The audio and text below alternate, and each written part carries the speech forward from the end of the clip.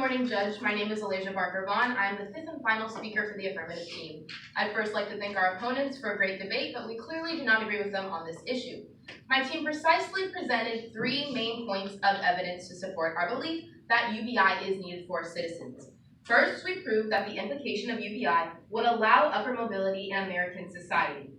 Our evidence blatantly stated that people like David Howard have to work 2 or more jobs and rely paycheck to paycheck just to pay their bills. Their bills, not the debt that they may have, their bills. Imagine if you or your child, homeless on the street, wouldn't you want the government to help them in any way, shape, or form? Secondly, we proved that UBI will have a positive impact on our economy, meaning lower income families have a sense of security so that they won't end up homeless or in poverty. Lastly, that UBI is going to replace certain programs in welfare, not getting rid of welfare completely, that have too many strings attached.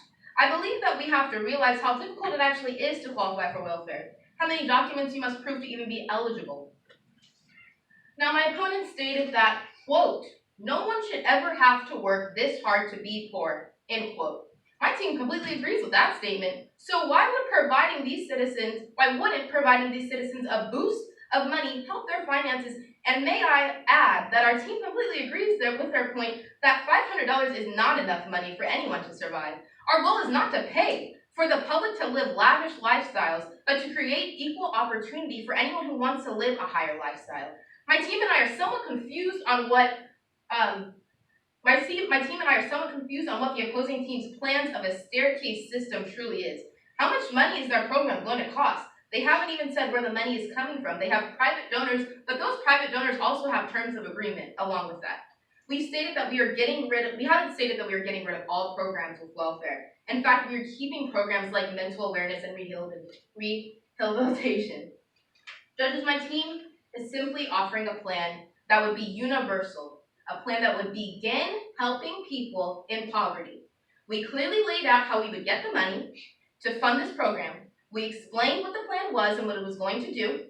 We covered who was going to receive the money. What else do we need to say or do for this to be implemented? What are we waiting for? This is such an important issue that we need to handle now. Now, our goal is not to eliminate the gap between rich and poor right away, but it is to make all classes fair and reduce poverty and homelessness. My team has clearly explained why doing nothing is the worst thing we can do for our nation. Judges, I know for myself that if my family was provided this money, my grandma wouldn't have to work the same 2 jobs for the past 26 years. At the end of the day, this is not even a topic for debate. The answer should be clear. This is my responsibility to represent the people that I care about who don't have a voice in this debate. And my team and I are not going to leave them on the street anymore. Thank you.